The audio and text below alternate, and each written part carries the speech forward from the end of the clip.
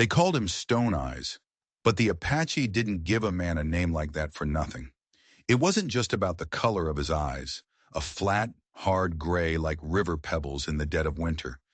It was about what was behind them, or rather, what wasn't. No fear, no joy, nothing. At 32, Samuel Whitehawk was the best tracker in Arizona territory, and everyone knew it. He could follow a whisper on the wind, a shadow across sun-baked rock. The cavalry paid him to find men who didn't want to be found. His own people, his mother's Chiricahua Apache, kept their distance. They treated him like a lone wolf, a creature of two worlds, belonging to neither, and all the more dangerous for it. He was a ghost, a myth, a man who only spoke when the truth was a weapon. And on this day, the truth was about to start a war. It began with blood. 4 settlers, a family, slaughtered. Their wagon was a skeleton of charred wood, supplies scattered across the desert floor like a broken promise. Vultures were already circling, patient as the devil himself. Colonel Marcus Thornton, the man in charge of Fort Benson, stood over the scene, his face a mask of iron. He was a man who'd lost his wife to fever and buried his heart with her. All he had left was the army and his daughter. A daughter, Charlotte, who had his iron will and her mother's fire. A woman who, at 23, had turned down every officer in the fort with such grace they'd practically thanked her for it. His young lieutenant, Morrison, was green. Fresh from the east, you could still smell the city on him. He turned away from the bodies, his face pale. "It was the Apache, sir. Has to be." Stone Eyes didn't even look at him. He was crouched low, his fingers hovering over the churned-up dirt. He read the ground like a book, and this story was all wrong. The hoof prints were too clean. The killing was too loud, too messy. Apache raids were like lightning strikes, swift, silent, and gone. This was a performance, a lie written in blood. "What do you see?" the colonel asked. His voice was gravel, but it held a respect for Stone Eyes that few others did. Stone Eyes took his time. Words were precious. "You didn't waste them." He pointed a single, steady finger at a deep footprint near the wagon wheel. "Moccasins," he said. Then he pointed at the way the dirt was pushed back, the weight distribution, the length of the stride. "But the man wearing them walks like a soldier." Morrison scoffed. "What are you saying? That this wasn't an Apache raid?" Stone Eyes finally looked up, and his flat gray eyes pinned the lieutenant in place. "I'm saying this was white men wearing moccasins." The silence that followed was heavier than the desert heat. The colonel stared at the tracks, then at Stone Eyes, his mind racing. A false raid, an attack designed to look like the Apache did it. But why? To what end? "To start a war," Stone Eyes said, answering the question before it was asked. A war meant chaos, and in chaos, certain men got rich. Men who sold guns and whiskey and supplies to the army. Men who didn't care how much blood was spilled as long as their pockets were full. The killers had a 6-hour lead. They were burdened with stolen goods. They'd need water. And Stone Eyes knew every secret spring, every hidden well in a 100-mile radius. He stood without another word, his decision made. He walked to his dusty gray horse, a creature as silent and enduring as himself. The cavalry could follow with their reports and their regulations. Justice didn't wait for paperwork. The desert was a furnace, a brutal, unforgiving killer. But to Stone Eyes, it was home. He read the broken twigs, the scuffed pebbles, the subtle language of the land. He was born between two worlds and welcome in neither. The Apache kids called him half-blood. The white kids called him savage. So he chose silence. He chose the desert. It never lied. It never judged you on the color of your skin, only on your strength to survive. By late afternoon, he knew where they were going. Skeleton Spring, a place hidden in a deep bowl of red rock, a place only a handful of men knew existed. He left his horse a quarter-mile back and moved on foot, a ghost in the long shadows. He could hear them before he saw them. Rough laughter, the clink of a whiskey bottle. They were celebrating, confident they'd fooled the world. He crept closer, knife in hand, ready to take them one by one. But then he heard another sound, a sound that didn't belong, splashing water, a woman's soft, humming voice. Stone Eyes froze. Through a curtain of cottonwood leaves, he saw the impossible. Charlotte Thornton, the colonel's daughter. She was waist-deep in the clear water of the spring, her uniform folded neatly on a rock. Her auburn hair was unpinned, cascading down her back. She was stealing a moment of peace in a land that offered none, completely unaware of the monsters lurking just a few dozen yards away. Something cracked deep inside his chest, a feeling so foreign, so powerful, it almost buckled his knees. He'd seen women, of course, but never like this. Not a lady in a dress or a squaw in buckskin, just a woman, fierce and fragile all at once, the setting sun turning the water on her skin to liquid gold. He knew he should leave. He knew he should call out. He knew he should do anything other than stand there, a statue carved from shock and something he couldn't name. But his feet were rooted to the earth. A branch snapped. The humming stopped. Charlotte's head shot up, her body instantly tense. Her eyes, sharp and intelligent, scanned the shoreline. She wasn't just looking for the source of the sound. She was calculating. He saw her gaze flick to her folded clothes and to the Army Colt pistol resting on top of them. She had come armed. This was no helpless fool. This was a soldier's daughter. "Well, well," a greasy voice slithered through the trees. "Look what we found, boys." Three men stepped out of the brush. Stone Eyes knew them by reputation. Buffalo Walsh, Jake Corderero, and a scarred deserter named Frenchie. Hired guns, human trash who'd kill for a bottle of whiskey. They wore the Apache moccasins, their faces streaked with paint, but their cruel, pale eyes gave them away. "Afternoon, miss," Walsh grinned, showing a mouthful of brown, rotting teeth. "Ain't you a pretty sight?" Charlotte didn't scream. She didn't beg. She simply lifted her chin, her dignity a shield. "I am Colonel Thornton's daughter," she said, her voice as steady as the rock beneath her feet. "You will gain nothing by harming me." Corderero laughed, a nasty grating sound. He started moving to her left, cutting off the path to her gun. "Who said anything about gaining? We're just some Apache warriors out looking for a good time." Frenchie, the scarred one, said nothing. He just stared, his eyes filled with a hunger that made Stone Eyes' blood run cold. That was it. The time for stealth was over. The time for waiting was done. He drew his long hunting knife, the blade catching the last rays of sunlight. He stepped out from the trees, silent as the grave. "The woman is mine," he said, and the words came out in perfect, guttural Apache. The three men spun around, their hands flying to their guns. For a second, they were just confused. But then Walsh's eyes widened in recognition. "Stone Eyes? What in the hell are you doing here?"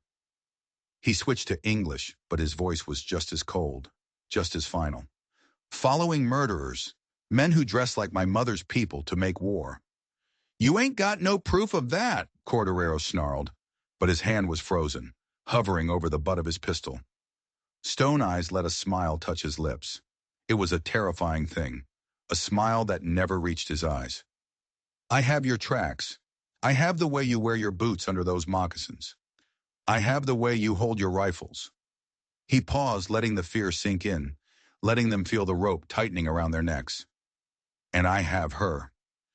"She ain't yours," Frenchie finally spoke, his voice a low growl. "We found her." "Apache law," Stone Eyes said, the lie coming easily. "I saw her first. I claim her. You want her. You come through me." It was a complete bluff. There was no such law. But these men were ignorant. They knew just enough about the Apache to fear them, but not enough to call him on it. He saw them exchange glances, 3 against 1.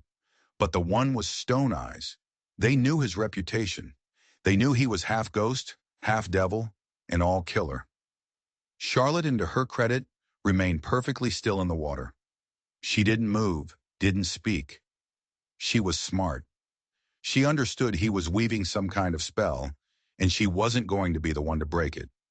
She was watching him, her eyes wide, trusting a man she'd never even spoken to. "We don't want no trouble with you, Stone Eyes," Walsh said finally, his bravado gone. "But she's ours. We found her." "You found death," Stone Eyes corrected him. "The cavalry already knows. They know about the massacre. They know it was white men. They're coming." He let the lie hang in the air. "Run now. You might make it to Mexico. Stay here, and you'll hang by morning." "You're lying," Cordero spit, but a line of sweat was trickling down his temple. Stone Eyes just shrugged, a gesture of pure indifference. "Wait and see." The silence stretched. The only sound was the buzzing of insects and the pounding of 5 different hearts. Finally, Frenchie cursed and took a step back. "This ain't worth a noose." Walsh, the leader, made the call. "Leave her," he snarled. "He's right. We got bigger problems." They backed away, their eyes still locked on him, and then they turned and crashed through the brush toward their horses. Stone Eyes didn't move a muscle until the sound of their hoofbeats faded into the distance. Only then did he let out a breath he didn't realize he'd been holding. He turned back to the spring. Charlotte was still there, the water up to her shoulders, her dark eyes fixed on him. The expression on her face was a mystery he couldn't decipher. It wasn't just gratitude, it was something deeper, something more complex. "You can come out now," he said, and then, in a gesture of respect he hadn't known he possessed, he turned his back. He gave her privacy. He heard the splash of water, the rustle of her getting dressed, the solid metallic click of her gun belt being buckled. When he heard her footsteps in the dirt right behind him, he steeled himself. "Why did you do that?" she asked. Her voice was right at his shoulder, soft but strong. Why had he? He'd risked his life. He'd let 3 murderers escape. He'd broken every rule he lived by. For her. The logical answer was duty, but logic had vanished the moment he saw her. "You didn't scream," he said finally, turning to face her. She was fully dressed now, her damp hair clinging to her neck. Up close, he could see tiny flecks of gold in her brown eyes. Would screaming have helped? No. "Then why waste my breath?" she said, and he saw the ghost of a smile. She was studying him, reading him with the same intensity he used to read a trail. "You're Stone Eyes. My father talks about you." "What does he say?"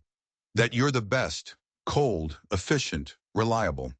She paused, her gaze unwavering. "He never mentioned you were a convincing liar. Your father sees what he needs to see." "And what do you see, Mr. Whitehawk?" she asked, the challenge clear in her voice.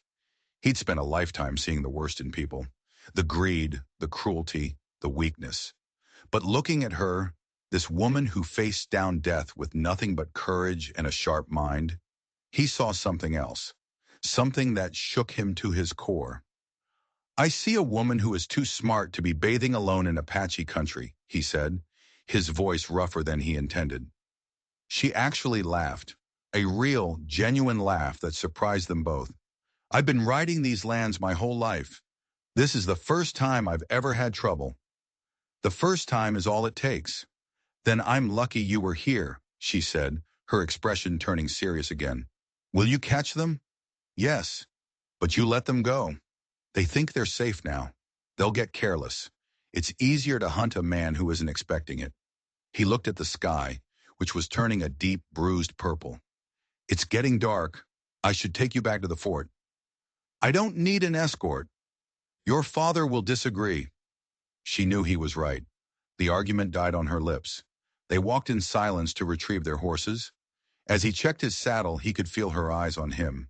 He'd lived his whole life wrapped in a cloak of solitude, and now he was intensely, painfully aware of this woman's presence. The ride back was quiet, but it wasn't his usual empty silence. This silence was alive, charged with everything that had just happened and everything that was still unsaid. As the lights of Fort Benson appeared in the distance, she reined in her horse. "Those men," she said, "they killed that family just to start a war?" "Yes." "Why?" "War is business," he said simply, "for men who profit from death." She was quiet for a moment, letting the ugly truth of that sink in. Then she asked the question that was hanging between them. "Will you tell my father what really happened at the spring?" The proper thing, the soldierly thing, would be to file a full report.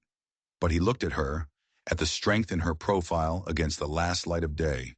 Impropriety be damned. "I'll tell him I tracked the killers to the spring, that they got away in the darkness. I'll tell him I found you watering your horse, and I escorted you home." Her head turned, and she looked at him, really looked at him. "That's very kind of you." "You didn't scream," he said again, as if it explained everything. "And maybe in some strange way, It did. For a long moment, they just sat there on their horses, the gap between them feeling both as wide as the desert and as small as a single breath.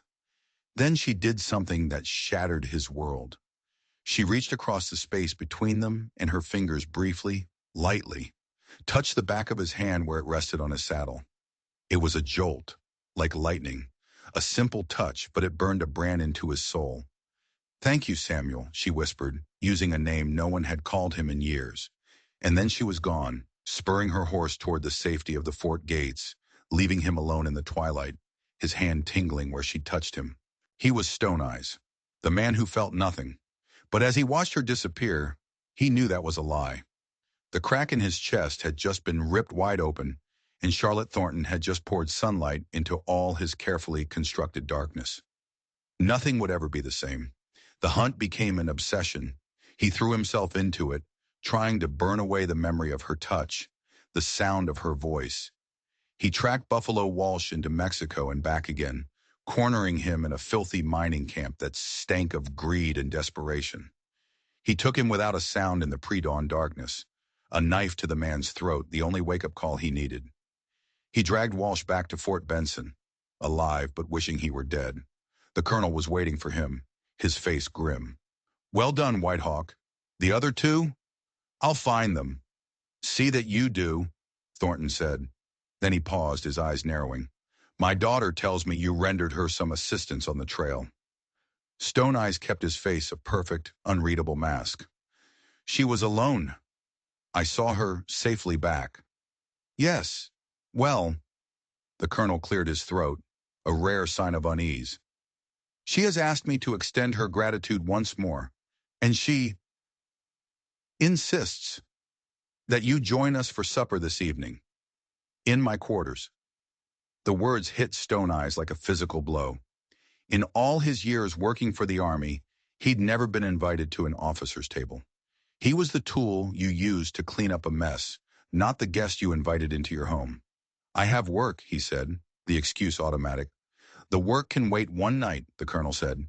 It was not a request. 7 o'clock. He felt like a trapped animal.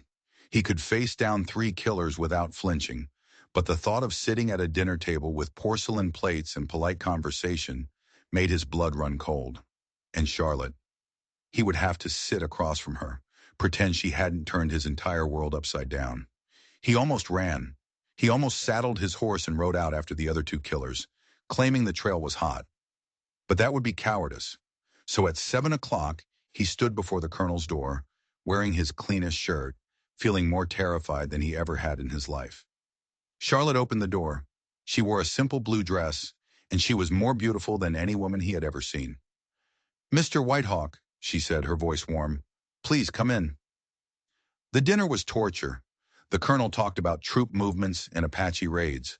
Stone Eyes ate with painstaking care, focusing on not making a sound, on not doing anything that would betray the fact that he didn't belong. He answered in monosyllables. "Water, not whiskey." "Yes, sir." "No, sir." He could feel Charlotte's eyes on him the whole time. Finally, she couldn't take the silence anymore. "Father," she said, her voice gentle but firm, "Mr. Whitehawk grew up with the Chiricahua. I was hoping he might tell us something of their ways." It was an interrogation disguised as curiosity, but when he looked at her, at the genuine interest in her eyes, he found himself talking. He told them of his mother, of the father who had vanished, of growing up between 2 worlds. "That must have been lonely," she said softly. He shrugged. "The desert doesn't care who your father was, only if you're strong enough." After dinner, the colonel suddenly remembered he had to inspect the evening watch, leaving them alone. The timing was too perfect to be an accident. Charlotte went to the window, looking out at the dark parade ground. "I still dream about it sometimes," she said quietly. "The spring. What would have happened if you hadn't been there?" He stood but kept his distance. "Dreams fade." "Do they?" she asked, turning to face him. "Do you dream, Mr. Whitehawk?" Oh, he dreamed. He dreamed of sunlight on water, of auburn hair, of a woman who didn't scream. "Sometimes," he admitted. "What do you dream of?" The question was a loaded pistol aimed right at his heart. He should lie. He should make an excuse and leave. He should run. Instead, he took a step closer. "Things I can't have," he said, his voice barely a whisper. Her breath hitched. "Can't or won't?" "Both," he rasped. He gestured at himself, at the rough clothes, the life he lived. "You're a colonel's daughter. I'm a half-breed scout. There is no world where this works. My world," she said, her voice fierce, "has tried to set me up with 6 appropriate men, officers with good families and bright futures, and all they did was bore me to tears." She closed the distance between them, so close he could smell the clean, floral scent of her soap.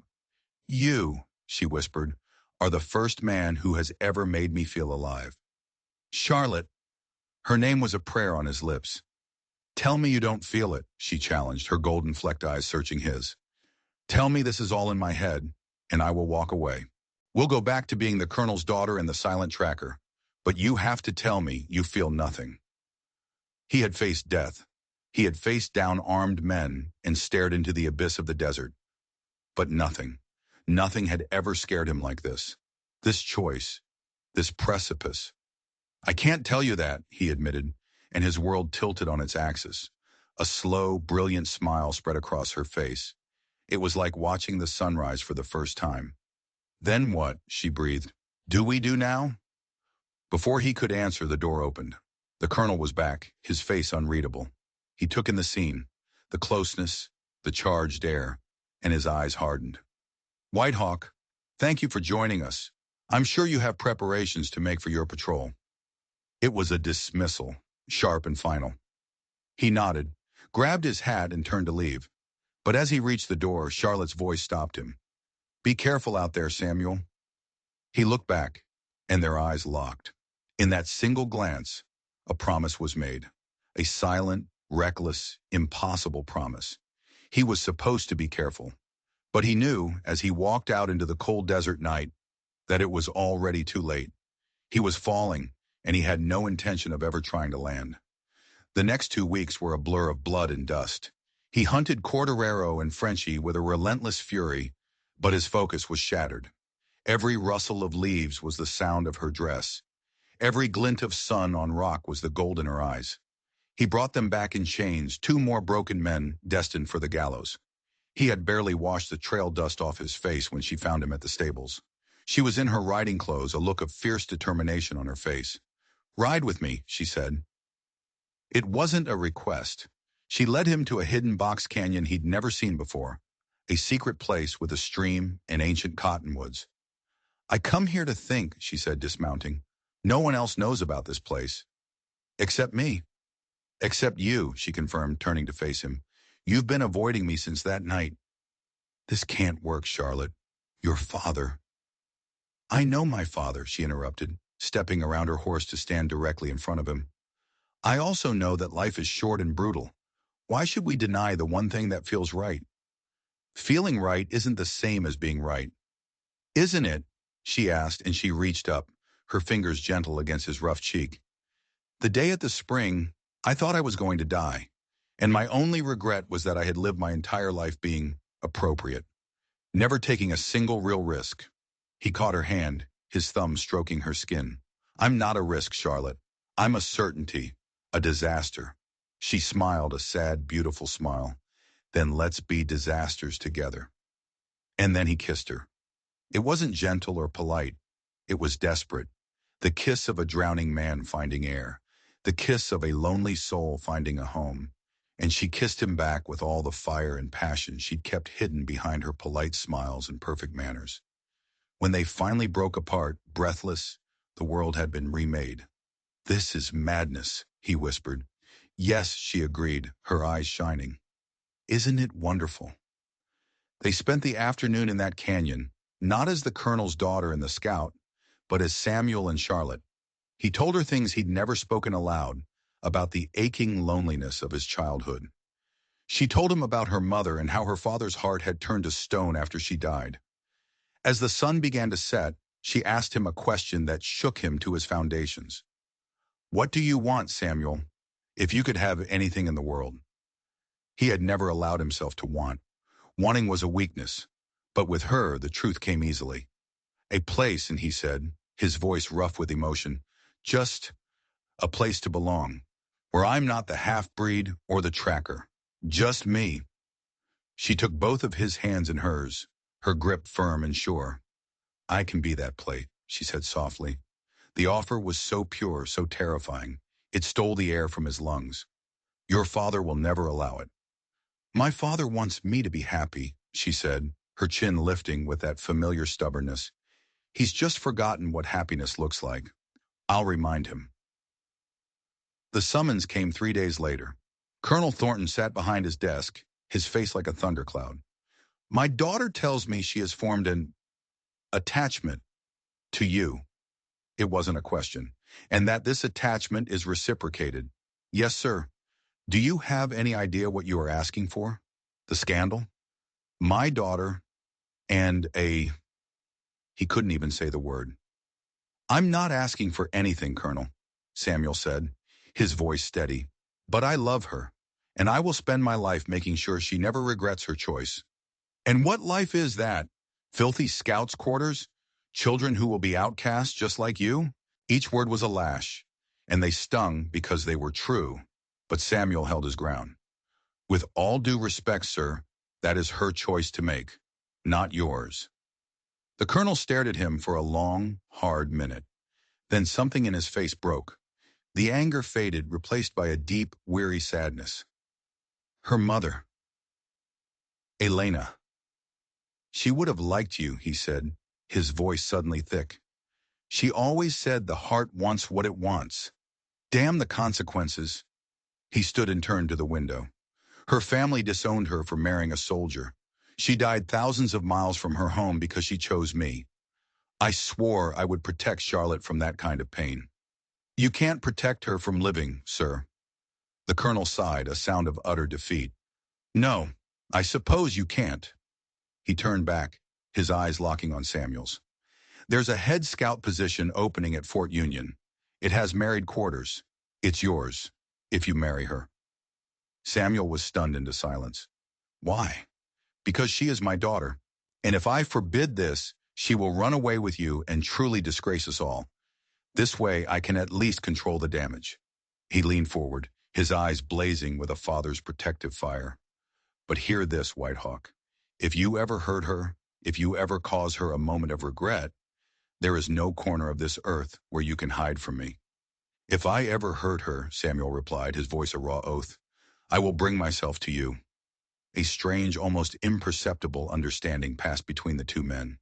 They settled on a 3-month courtship, a proper engagement, a military wedding. Samuel would have married her that day with the coyotes as witnesses. But for Charlotte, he agreed. As he was leaving, the colonel added one last condition. And for God's sake, White Hawk, learn to dance. My daughter loves to dance. The courtship was the scandal of the territory, the colonel's daughter and the half-breed scout. Some were horrified, some were secretly thrilled. But Charlotte held her head high through it all, daring anyone to say a word. She dragged him to socials, she made him talk to people. She even forced him onto the dance floor.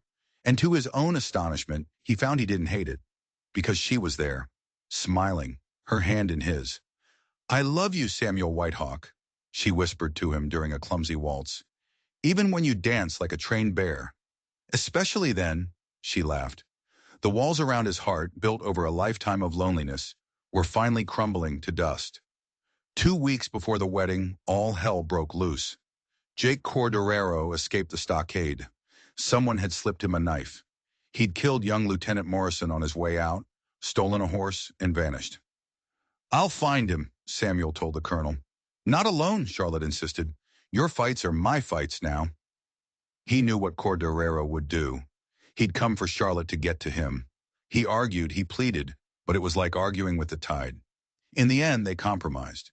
He would go, but he would take another scout, a quiet Apache named Two Horses, with him. The trail was cold, but Cordero had made a mistake. He was leading them. It was a trap. Samuel knew it. Two Horses knew it. They left their mounts and scaled the walls of a box canyon, coming at the trap from above. Cordero was waiting by a fire, his rifle ready. He was so focused on the entrance, he never looked up. Samuel could have shot him from the rim, ended it, clean, but he dropped down, landing 10 feet away. He wanted Cordero to see his face. The fight was short and brutal. They rolled in the dirt, a desperate struggle of muscle and steel. Samuel got his knife in, deep under the ribs. As the life drained out of him, Cordero laughed, a horrible, wet, gurgling sound. "Doesn't matter," he gasped. "It's already done." "What's done?" Samuel demanded, grabbing the dying man's shirt.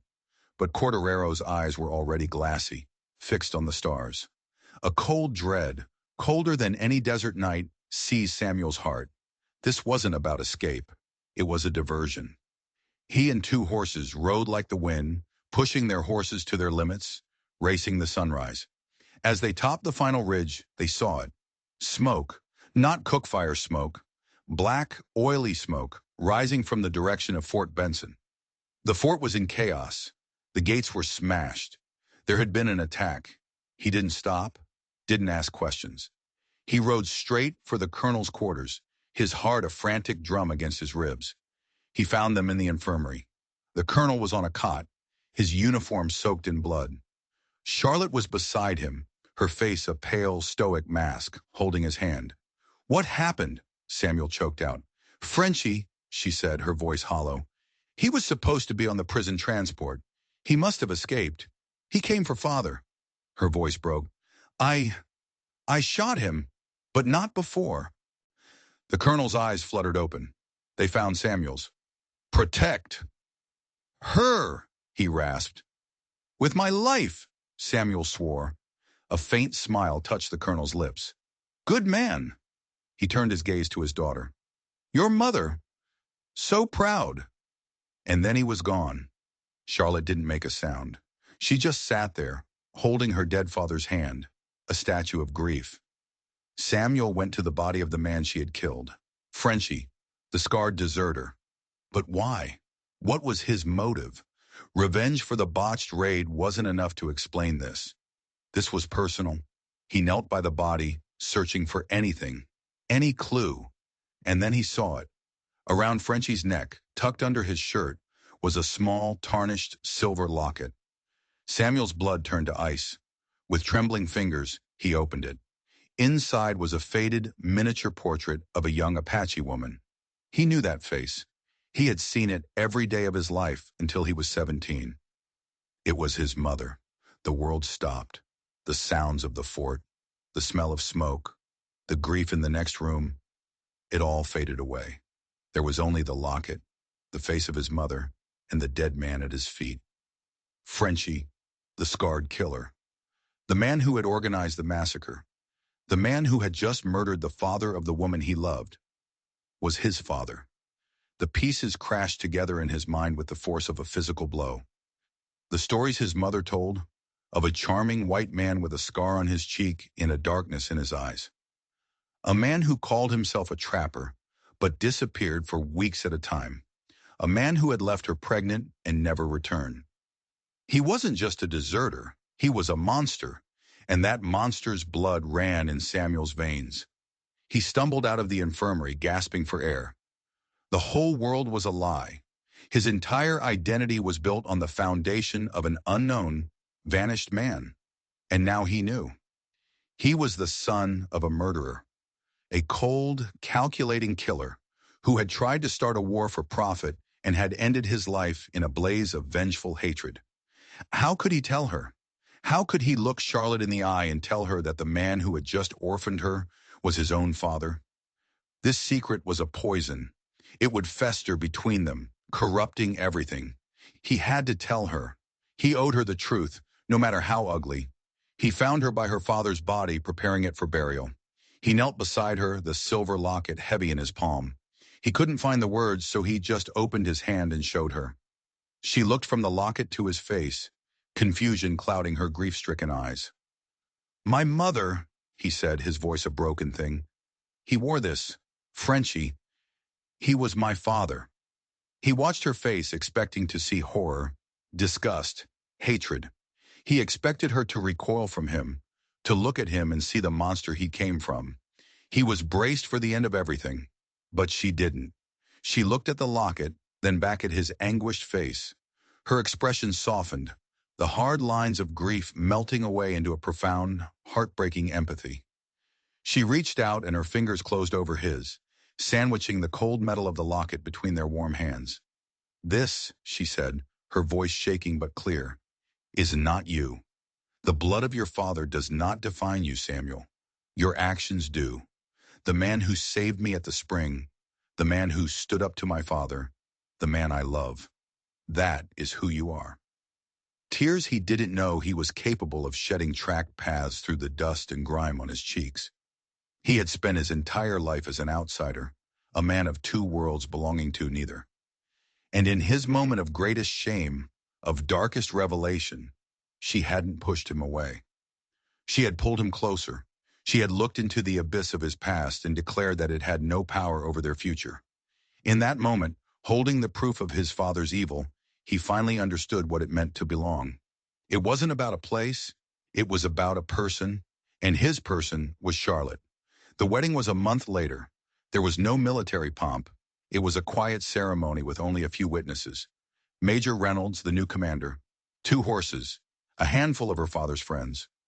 Charlotte wore her mother's simple wedding dress. Samuel stood beside her, a man reborn from the ashes of his past. They took the posting at Fort Union, leaving the ghosts of Fort Benson behind. They built a new life, day by day, choice by choice. He taught her how to read the stars, she taught him how to laugh. He was no longer just Stone Eyes the tracker. He was Samuel, a husband, and soon a father. They had a daughter first, with Charlotte's fiery spirit and Samuel's quiet eyes. They named her Elena. Then came a son, Marcus, with his grandfather's stubborn chin and his father's uncanny ability to see the world for what it was. The years passed like a gentle river. Their children grew up between two worlds, but unlike their father, they were never torn. They were whole, a perfect blend of the soldier's daughter and the Apache's son. They were loved. The West was tamed, the forts became towns, and the world changed around them. But their love remained a constant, an anchor in the shifting sands of time. He taught his son to track. She taught her daughter to dance. They built a home filled not with silence, but with laughter and stories, and the easy comfort of a love that had been tested by blood and fire and had emerged unbreakable. "Do you ever regret it?" he asked her one evening, decades later. They were old now, their hair white as snow, sitting on the porch of the small ranch they had built. "Choosing me?" She took his wrinkled, scarred hand in hers. "My only regret, Samuel Whitehawk, is that I didn't find you sooner." He died peacefully in his sleep at the age of 73, with her hand in his. She followed him 2 winters later, true to her promise. They buried them side by side on a hill overlooking the vast desert that had forged them, under a sky that went on forever. Their story became a legend whispered on the wind, a story of the cold-eyed tracker who learned to feel, and the colonel's daughter who refused to be afraid. A story that proves that it's not the blood in your veins that defines you, but the love in your heart. If a story like this moves you, about 2 people finding light in the darkness and building a legacy of love against all odds, then you know what to do.